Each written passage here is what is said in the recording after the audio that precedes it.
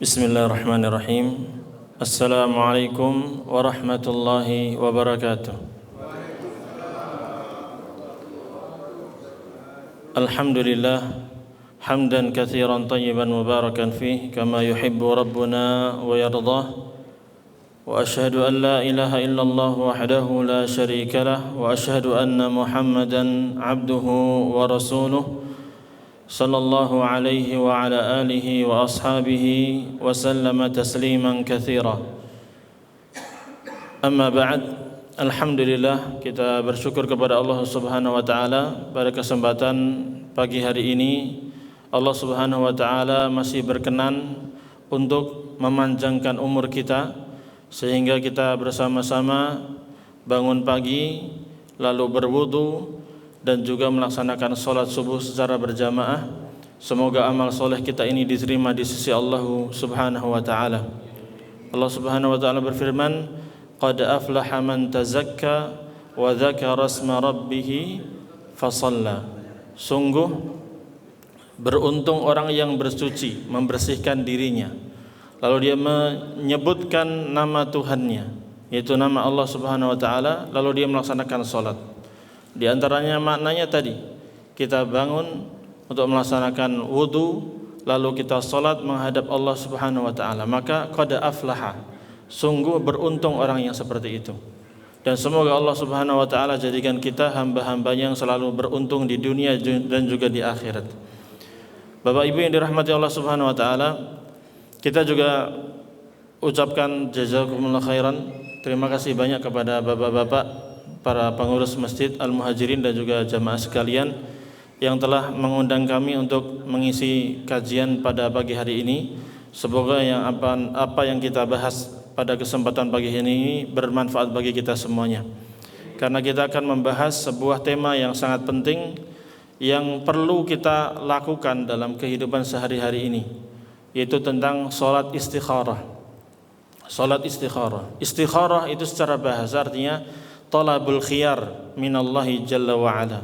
Kita minta pilihan yang terbaik dari Allah Subhanahu wa ta'ala. Karena kita tahu kita ini terbatas. Manusia itu hanya mengetahui apa yang ada di depan mata dia dan apa yang telah masuk dalam informasi dalam otak kita, dalam memori kita. Adapun apa yang terjadi ke depannya seperti apa, yang terbaik bagi kita seperti apa, kita sama sekali tidak tahu. Kita tahu sekarang kita duduk di sini, sebentar lagi mau ngapain, tapi apakah yang akan kita lakukan ke depan nanti, jam 6 nanti, atau jam 7 nanti, atau besok ini, kita sudah merencanakan sesuatu, apakah itu baik bagi kita, atau itu terjadi dan menjadi kemaslahatan bagi kita, atau itu buruk, kita nggak tahu. Makanya seorang muslim dan muslimah itu senantiasa menyerahkan semua urusan dia kepada Allah Subhanahu wa ta'ala. Benar, dia memang bisa merancang sesuatu dengan matang, dengan pertimbangan-pertimbangan dia, dengan konsultasi kepada orang lain yang dia ketahui. Tapi tetap saja namanya perkiraan manusia itu bisa jadi meleset dan seringkali berujung kepada sesuatu yang tidak baik bagi kita. Makanya setiap muslim dan muslimah itu tawakkal 'ala Allah. Tawakal, serahkan semua urusannya kepada siapa? Allah Subhanahu wa taala. Bahkan setiap zikir pagi dan sore kita tuh diperintahkan baca doa yang tadi sebagian dibacakan sama imam kita, yaitu ya hayyu ya qayyum birahmatika astaghitsu aslih li sya'ni kullahu wa la takilni ila nafsi tarfata'in. Ya hayyu ya qayyum, wahai Allah yang maha hidup, yang berdiri sendiri, yang mengurus seluruh makhluk yang ada ini. Birahmatika astaghits, dengan rahmat-Mu lah aku minta pertolongan kepadamu. Aslih li sya'ni kullahu, perbaikilah semua urusan saya semuanya. Semua tolong perbaiki. Wala takilni ila nafsi tarfata'in, jangan engkau serahkan semua urusanku itu kepadaku saja, bahkan sekejap mata pun jangan. Karena kita hamba yang lemah, tidak tahu apa-apa, ya pengetahuan kita pun masih terbatas. Adapun Allah Subhanahu wa taala tahu mana yang terbaik bagi kita. Maka kita serahkan semuanya kepada Allah dan kita minta kepada Allah agar diberikan yang terbaik. Itu istikharah. Ya, selama ini kita tahu istikharah itu kalau cuma mau nikah doang, Pak ya. Ya kan? Mau nikah dapat tawaran nih ada perempuan gini. Mau enggak, Pak? Dah, saya enggak tahu deh, istikharah dulu deh.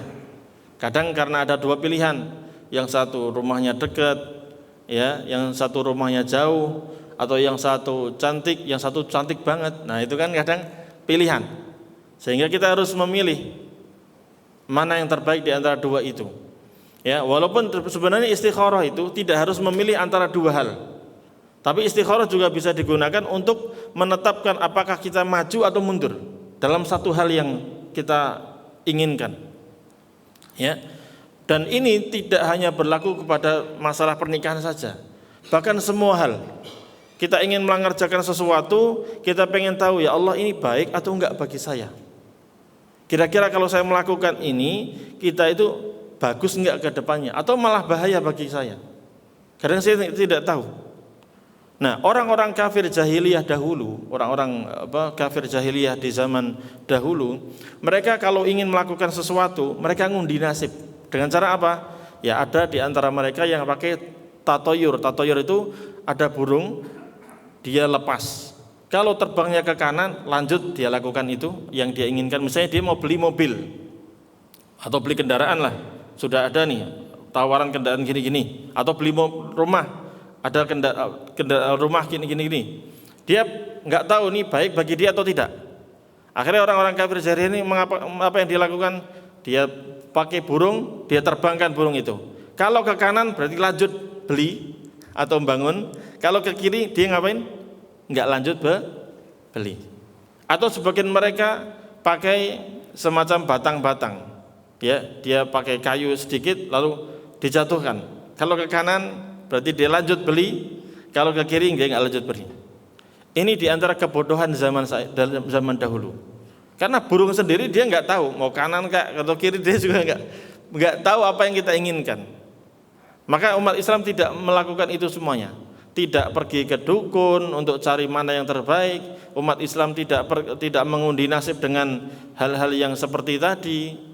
Ya, atau dengan melempar burung tadi, tidak. Tapi umat Islam diajarkan oleh Rasulullah SAW ngapain? Istikharah, minta kepada Allah yang terbaik dari apa yang kita inginkan itu. Dan dalam hal ini ada syariat apa? Untuk melaksanakan sholat 2 rakaat. Dan berkaitan dengan hal ini kita akan bacakan hadisnya. Dan dari hadis itu kita bisa melihat bagaimana istikharah atau sholat istikharah yang benar, penerapannya seperti apa, dan kandungan arti dari doa itu seperti apa, dan fikihnya bagaimana. Nah, hadis yang berkaitan dengan istikharah itu diriwayatkan dari sahabat yang mulia Jabir bin Abdullah radhiyallahu anhu, dan hadisnya sahih ya, dikeluarkan oleh Imam Bukhari rahimahullahu taala. Dari Jabir bin Abdullah radhiyallahu anhu, beliau mengatakan Rasulullah SAW pernah mengerjakan salat istikharah kepada kami dalam segala urusan. Bahkan saking seringnya beliau mengajarkan kami untuk istikharah, itu beliau mengajarkan istikharah itu sebagaimana beliau mengajari kami surat dari Al-Quran. Sering berarti. Kenapa? Tadi karena kita itu dalam kehidupan sehari-hari pasti dihadapkan dengan sesuatu yang kita harus memilih dan harus menentukan lanjut atau tidak, iya atau tidak. Dan kadang seringkali kita bingung mana yang terbaik. Maka sikap terbaik kita adalah gimana? Serahkan semua kepada Allah. Salat 2 rakaat, doa sama Allah, mintakan yang terbaik, lalu jalankan. Lanjutkan misi kita, lanjutkan planning kita. Nanti kalau itu mudah dan dilancarkan berarti itulah yang terbaik bagi kita. Tapi kalau enggak dimudahkan maka berarti ada hal-hal yang Allah tahu ternyata itu tidak baik bagi kita. Ya. Beliau bersabda, Rasulullah SAW bersabda, apabila salah seorang dari kalian menginginkan untuk melakukan sesuatu perkara, maka hendaklah dia salat istikharah sebanyak 2 rakaat. Selain salat fardu, yakni berarti dia melakukan salat apa? 2 rakaat yang sunnah. Kemudian hendaknya dia setelah sholat itu dia berdoa dengan doa berikut ini, yaitu doanya agak panjang. Makanya nanti untuk teksnya silakan cari sendiri Pak ya. Sekarang banyak di buku-bukunya ada, kemudian di online juga ada. Doanya lumayan panjang. Makanya boleh enggak baca doanya dipegang? Boleh, karena itu sudah di luar sholat. Kita sudah salam, assalamualaikum warahmatullahi, assalamualaikum warahmatullahi, baru kita baca doanya. Dan doanya panjang. Bapak bisa baca teks Arabnya dulu, baru nanti terjemahnya. Biar kita tahu, bisa meresapi. Karena kalau kita baca teksnya Arab, kemudian enggak tahu artinya, ya kurang mantap doanya. Karena doanya mantap sekali. Ya, bahasa Arabnya bagaimana? Allahumma inni astakhiruka bi'ilmik wa astaqdiruka biqudratik wa as'aluka min fadlikal azim fa innaka taqdiru wa la aqdir wa ta'lamu wa la a'lam wa anta 'allamul ghuyub.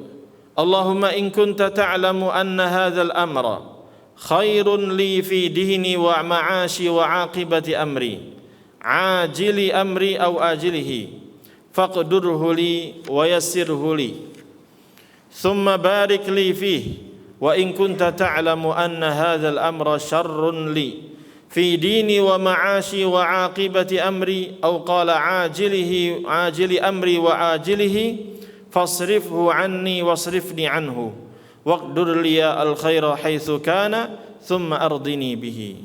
Lumayan panjang Pak ya. Coba kita lihat artinya apa. Allahumma inni astakhiruka bi'ilmik. Ya Allah, aku meminta pilihan, petunjuk mana yang terbaik dengan ilmumu. Wa astaqdiruka biqudratik, dan aku minta takdir terbaik, ketetapan terbaik dengan kekuasaanmu. Engkaulah yang maha mampu melakukan segala sesuatu. Kemudian aku meminta kepadamu karuniamu yang sangat agung. Wa as'aluka min fadlikal azim. Aku minta karuniamu yang sangat agung.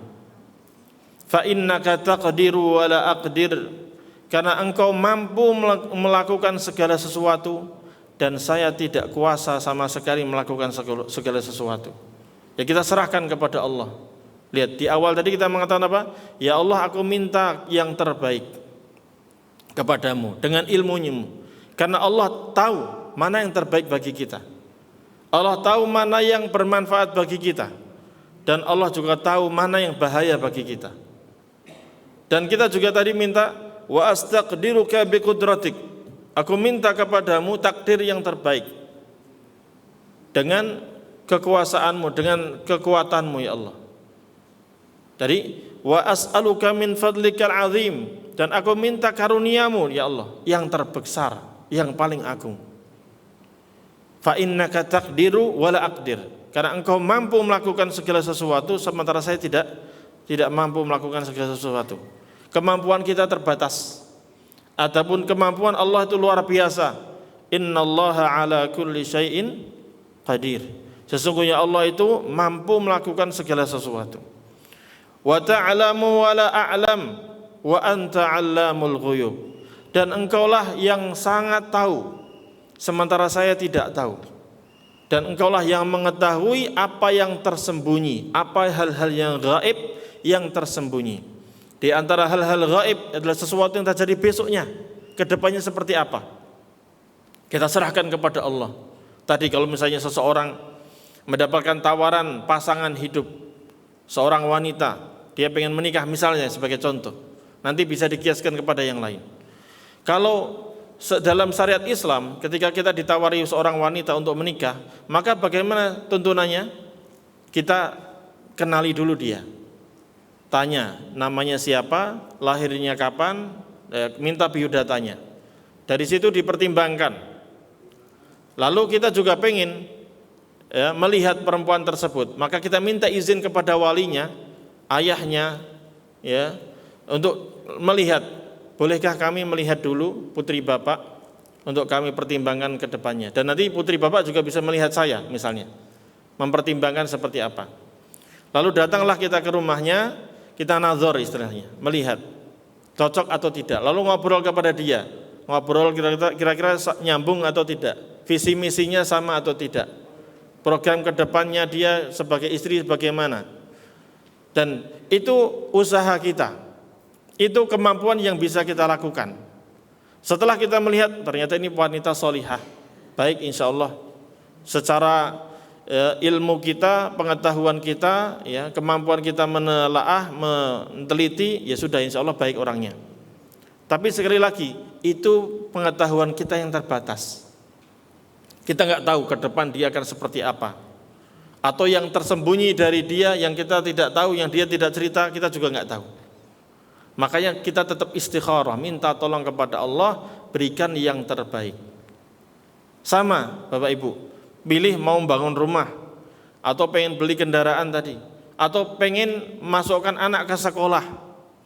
Kita nggak tahu nih sekolahnya, kita tahu cuma dari flyernya, dari iklannya, oh bagus, lulusannya juga bagus.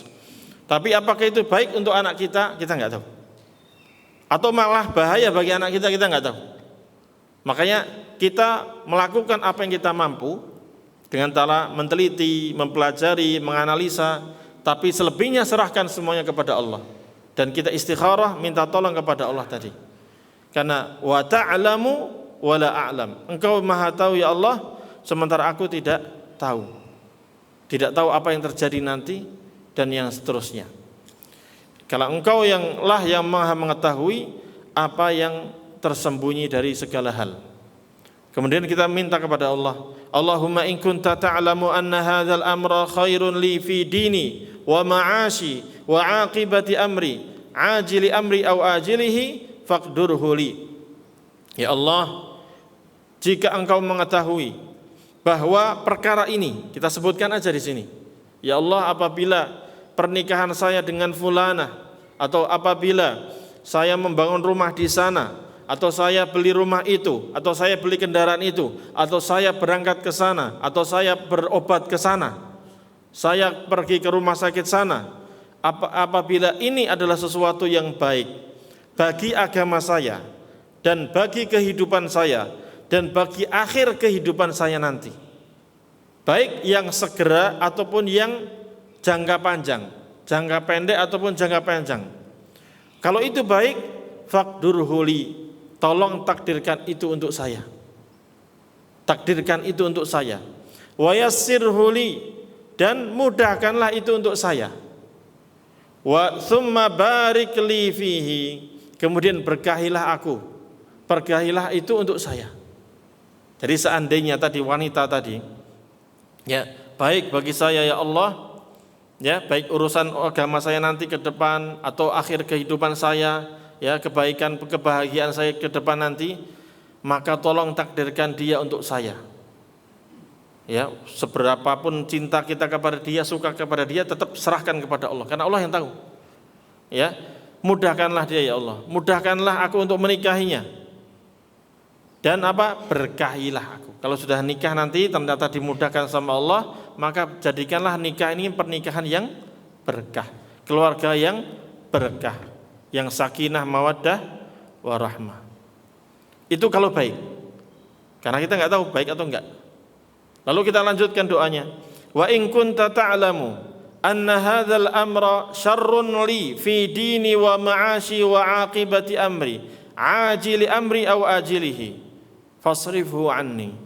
Tapi ya Allah, apabila ternyata engkau mengetahui ternyata perkara ini yang saya ingin tuju ini, yang saya ingin lakukan ini, ternyata ini buruk bagi saya dalam urusan agama saya, kehidupan saya, atau akhir urusan saya nanti, baik yang jangka pendek ataupun jangka panjang, yang segera ataupun yang terlambat nanti, fasrifhu anni, tolong palingkan saya dari itu, palingkan dia dari saya, wasrifni anhu, dan palingkan saya dari dia.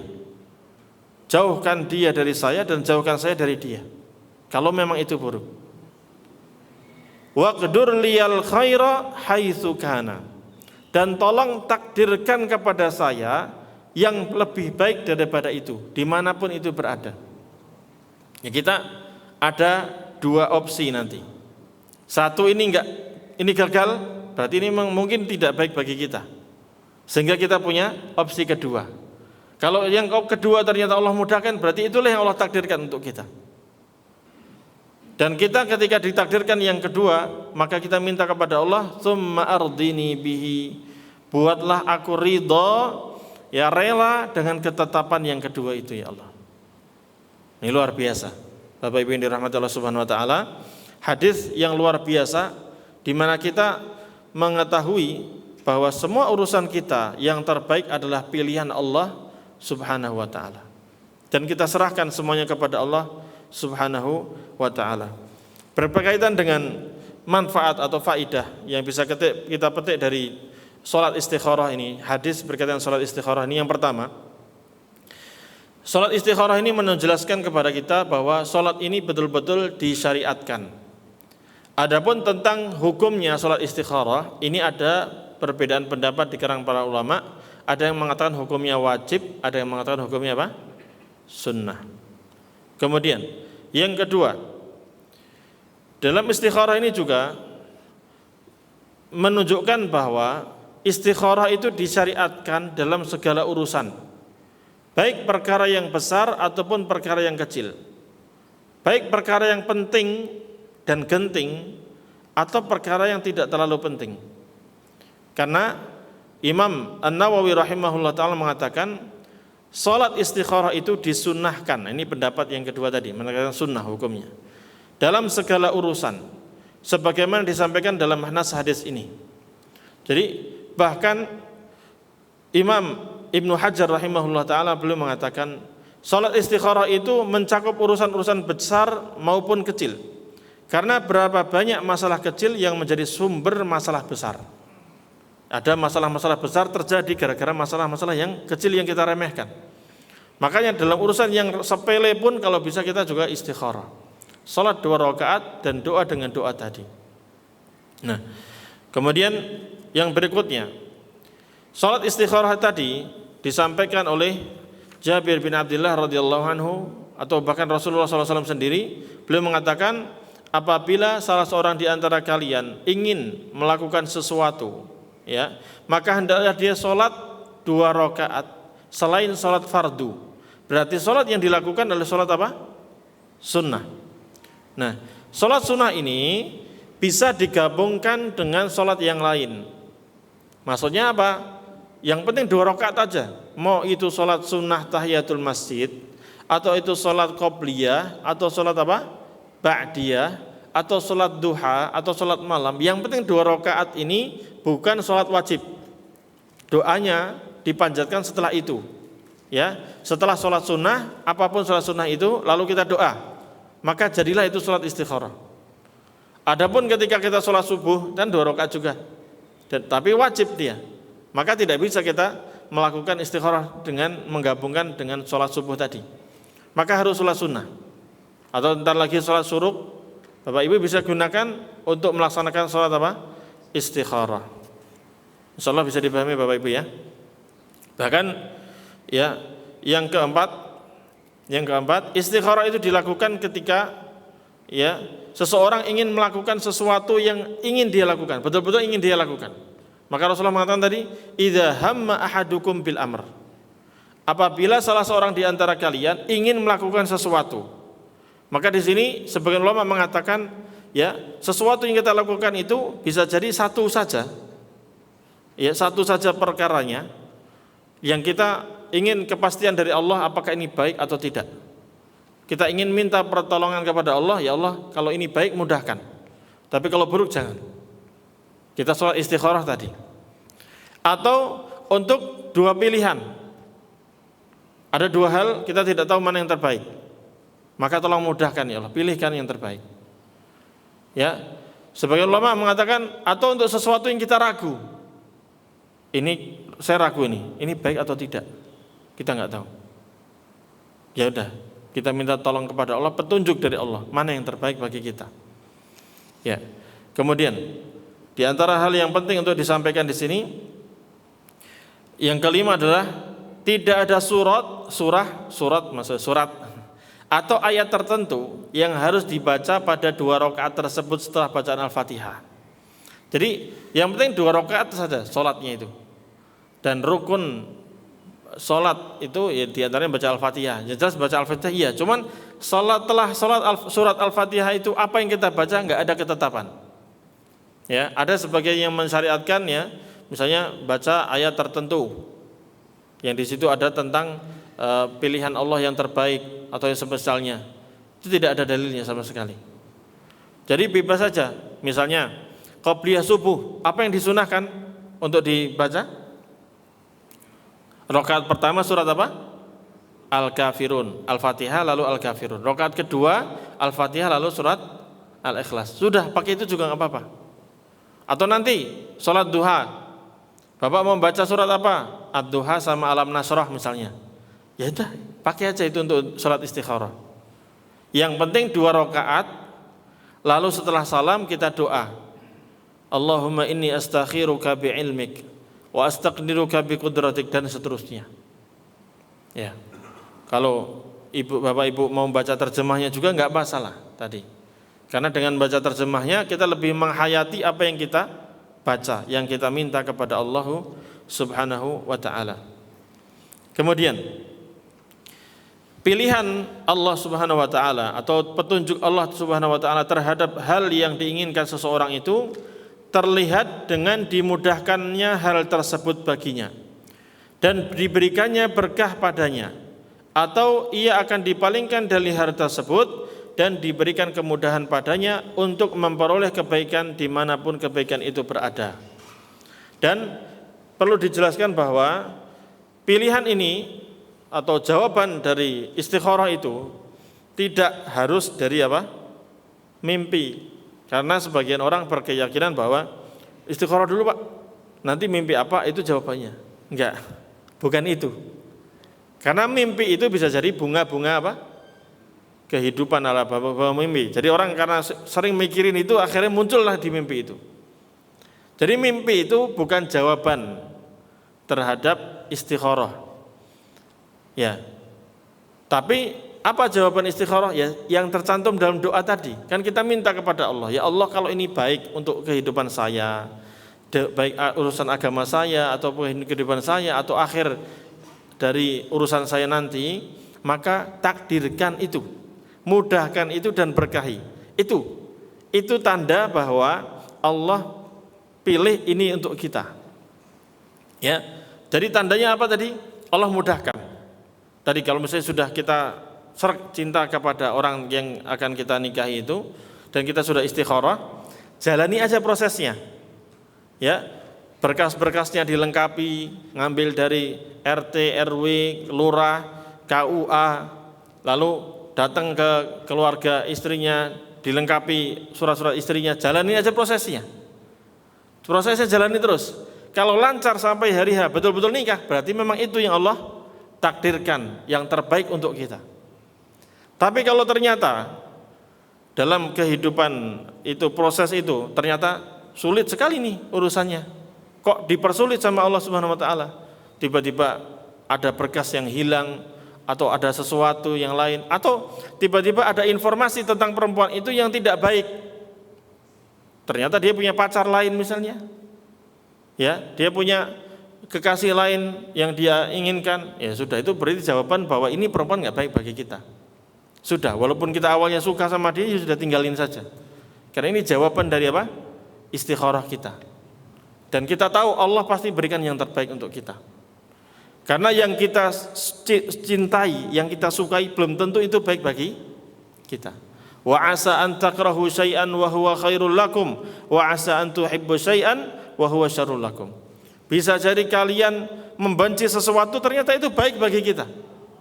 Dan bisa jadi kalian mencintai sesuatu, menginginkan sesuatu ternyata itu buruk bagi kita. Wallahu ya'lamu wa antum la ta'lamun. Dan Allah itu tahu yang terbaik untuk kita itu apa, sementara kalian tidak tahu. Makanya tadi serahkan kepada Allah, minta tolong kepada Allah. Kalau dilancarkan berarti insya Allah itu yang terbaik. Maka dari sini juga Bapak Ibu yang dirahmati Allah Subhanahu wa taala, ketika dulu Bapak Ibu ketika mau proses pernikahan sudah istikharah dan sudah lancar sampai nikah sampai ini, maka itulah pasangan hidup terbaik bagi kita. Jalankan, jalani, ya nikmati, syukuri, kemudian rawatlah dengan sebaik-baiknya. Nah ini penting. Sama kalau kita berkeinginan nih habis kita kerja, kita mau bangun rumah atau beli rumah di mana, sudah istikharah, sudah diberikan dan dimudahkan sama Allah saat itu, ya sudah, itulah tempat terbaik bagi kita. Nikmati, syukuri, jalankan. Dan tadi ketika kita doa tadi ya, kita minta apa? Kalau memang itu baik, takdirkan untuk kita, berkahilah ya Allah. Kalau itu buruk bagi kita dan Allah berikan opsi kedua, pilihan kedua, maka kita minta apa tadi? Ya Allah, summa ardini bihi. Tolong berikan aku keridhaan, mudahkanlah aku untuk ridho, rela mendapatkan dan menerima apa yang kau takdirkan ini. Itu kita ridho terhadap takdir Allah Subhanahu wa taala. Kemudian faedah manfaat yang ketujuh adalah jika seorang muslim telah mengerjakan sholat istikharah, hendaklah dia mengikuti pilihan yang dirasa kuat dalam hatinya, baik ia suka terhadap pilihan tersebut ataupun tidak. Itu jalankan aja prosesnya, lanjutkan programnya. Kalau memang itu mudah, berarti itulah yang ditakdirkan oleh Allah Subhanahu wa taala.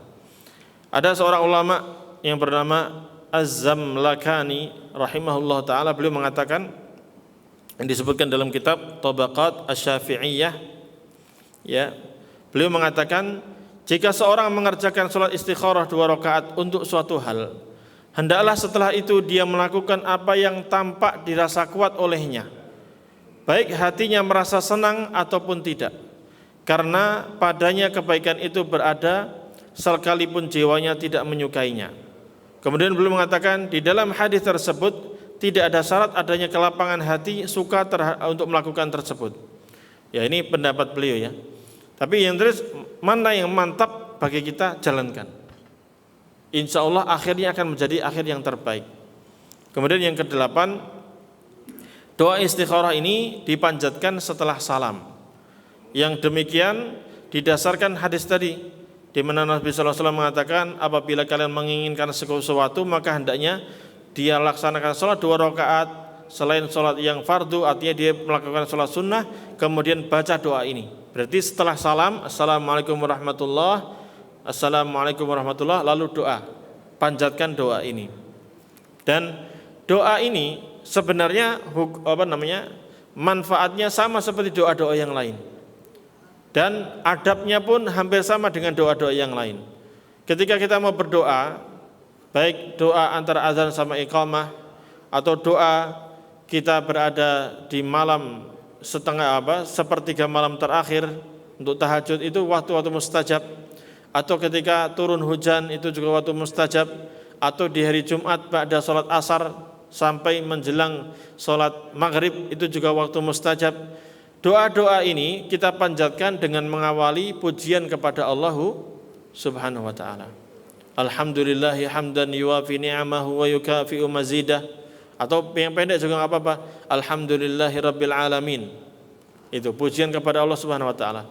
Lalu yang berikutnya kita baca sholawat kepada Nabi kita Muhammad sallallahu alaihi wasallam. Bisa yang pendek juga enggak apa-apa. Allahumma shalli wa sallim ala nabiyyina Muhammadin wa ala alihi wa sahbihi ajma'in.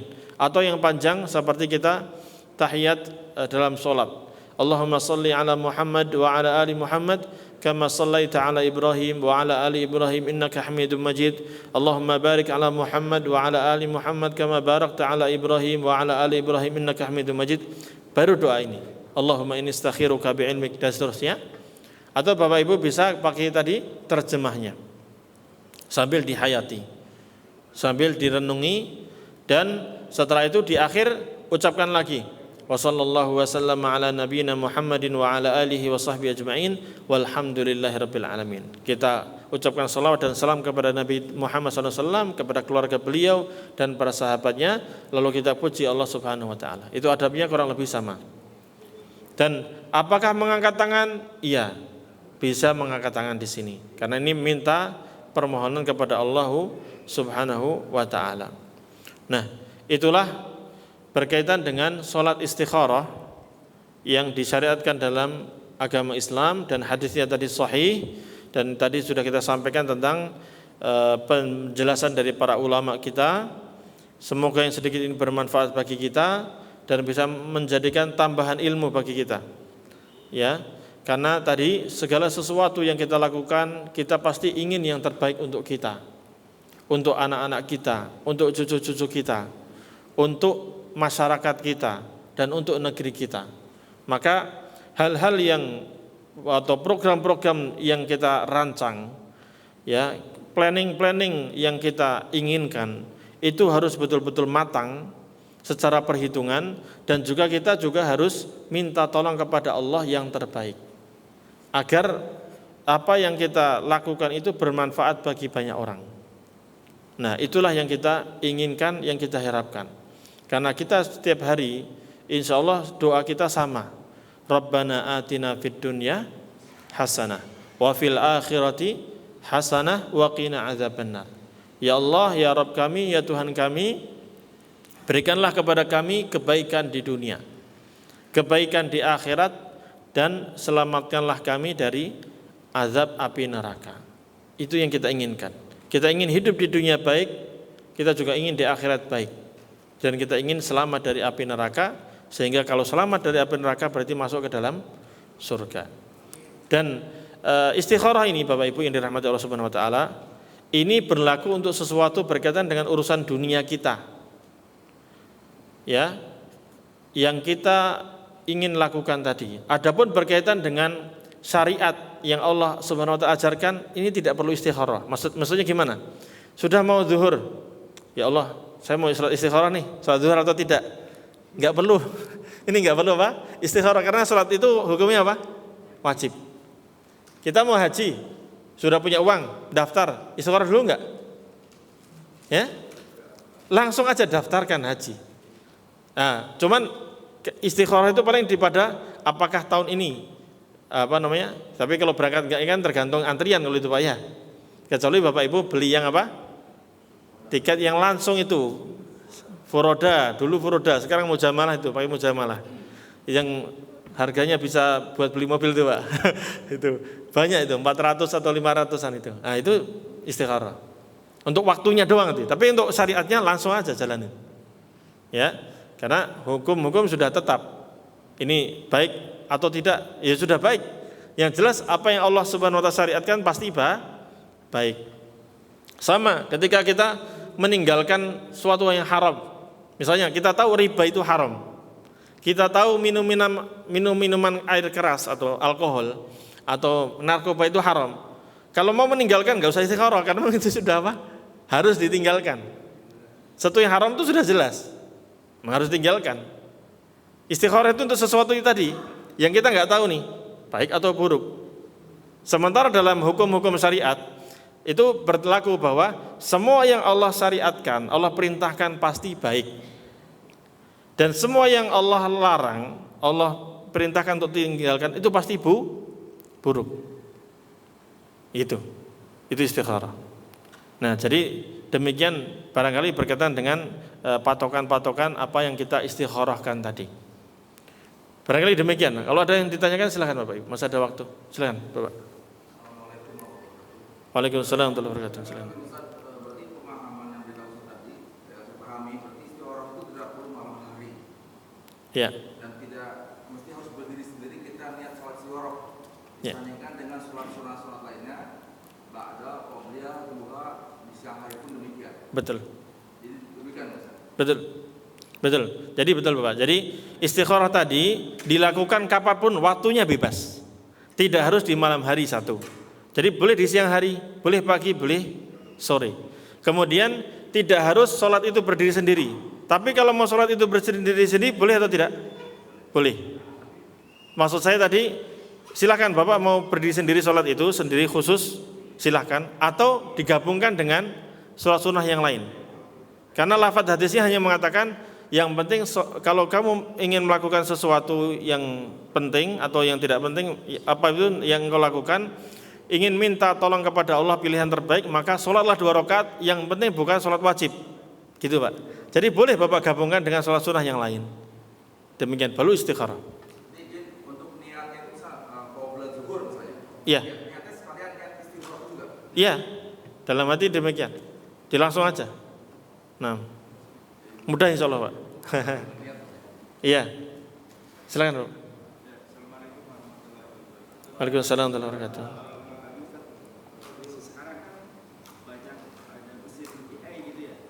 Apa? Mesin AI, ya. Ya. Terkadang kan kalau kita pakai itu, kita bisa tanya nih, tolong compare antara A dan B. Nah. Nanti mesin itu akan menjelaskan lebih detail A seperti apa, B seperti apa, dan memberikan rekomendasi Betul. kepada kita. Ya. Yang baik yang mana yang ini? Betul. Dengan kondisi itu termasuk dalam kategori tatoyur atau fokus. Ya. Hukumnya gimana? Baik. Aplikasi atau media yang ada AI ya. Apa istilahnya? AI itu apa? Intelijen apa? Aktif? Artificial intelligence itu. Yaitu ChatGPT semisal itu. Dari situ kita bisa lihat, bisa misalnya ada dua hal kita pengen perbandingan gitu Bapak ya. Lalu dia akan memberikan informasi yang A seperti ini, yang B seperti ini. Nah, apakah ketika kita memakai itu termasuk tatoyur atau tidak gitu Pak? Ya, itu tidak termasuk tatoyur. Pertama, karena AI itu dibuat oleh manusia berdasarkan database yang ada di mana? Di Google atau input data yang ada di sana pokoknya. Jadi itu lebih kepada konsultan. Dan aplikasi di sana pun tadi ya bisa kita percaya bisa tidak. Yang jelas memang datanya mereka berdasarkan apa yang ada di Google yang diinput di sana datanya. Itu sebenarnya boleh dipakai iya. Itu sebagai pertimbangan saja Bapak ya. Terus tapi juga kita sebenarnya lebih baik apa? Lebih baik serahkan ke ahlinya karena AI tadi tergantung apa? Tadi tergantung input datanya dari mana. Apakah valid atau tidak kita tidak tahu kadang. Karena beberapa hal mungkin AI nggak tahu. Apalagi terkait dengan misalnya ada orang belajar agama dari AI, itu bahaya juga itu kadang. Karena dia tergantung input datanya, siapa yang masukin. Kalau yang masukin orang orientalis yang benci sama Islam bahaya nanti. Tapi dalam urusan dunia pun mungkin dia tadi tergantung. Tanyakan kalau urusan itu. Jadi itu cukup jadi pertimbangan saja Bapak. Jadi AI itu cukup jadi pertimbangan saja. Ada komparasi seperti ini, tapi lebih memantapkan lagi tanya ke ahlinya. Urusan kesehatan, apakah sakit ini obatnya ada dua hal ini misalnya. Mana yang terbaik? Sebenarnya serahkan kepada dokternya yang ahli. Lebih baik demikian. Jadi jawaban ringkasnya tadi bukan termasuk tatoyur, meramal atau tidak, karena dia adalah aplikasi memang dibuat oleh manusia, dirancang dan datanya pun yang buat masukin juga manusia. Berdasarkan pertimbangan-pertimbangan yang ada atau ilmu yang ada di sana. Dan itu lebih kepada konsultasinya saja. Tapi nanti yang terbaik seperti apa? Ya ia tidak bisa menentukan juga. Toh itu juga yang buat manusia, otaknya juga dari manusia. Maka tetap itu jadi pertimbangan saja, sekedar perbandingan, lalu kita tetap serahkan kepada Allah dan yang penting tadi serahkan ahlinya lagi. Baik urusan misalnya AI berkaitan urusan pekerjaan. Dapat dari AI gini. Bapak tetap harus tanya kepada ahlinya, Pak betul nggak ini seperti ini? Oh benar gini. Nah, baru kita lanjutkan. Demikian Bapak. Taib. Ada lagi? Sudah cukup? Sudah jam 6. Cukup Bapak ya? Jelas insya Allah? Taib. Insya Allah jelas, bisa kita amalkan. Insya Allah mudah, sholat istikharah gampang, mudah. Terkait doanya tadi, ya kalau Bapak Ibu bisa cari di Google-nya bisa banyak insya Allah. Sudah banyak lah. Ya. Menggabungkan niat duha dan istikharah tidak mengapa. Ya, namanya juga salat sunnah, sesama salat sunnah tadi. Dan ini juga dalil bahwa amalan yang satu kalau itu sama maka bisa digabungkan dengan amalan yang mirip dengan itu. Misalnya apa? Kita tadi datang ke masjid untuk sholat tahiyatul masjid. Tapi ada juga syariat sholat apa? Wudu. Ada juga syariat sholat apa? Qobliyah subuh. Dengan satu perbuatan bisa 3 niat. Ya demikian itu sebagian pendapat para ulama. Sebagian ulama juga berpendapat enggak, pisahin aja. Gitu. Wallahu a'lam bissawab. Taib, demikian Bapak Ibu yang dirahmati Allah Subhanahu wa taala.